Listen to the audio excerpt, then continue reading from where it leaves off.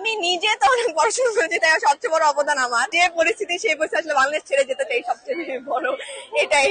আর একটু ভালো হলে ভালো লাগতো আর কি, কিন্তু ঠিক আছে যা যতটুকু পড়াশোনা করেছি।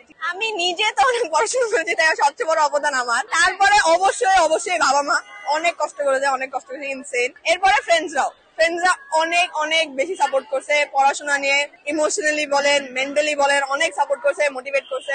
আর টিচাররা তো অফকোর্স, বাংলাদেশ যে পরিস্থিতি সেই পরিস্থিতি আসলে বাংলাদেশ ছেড়ে যেতে চাই সবচেয়ে বড় এটাই।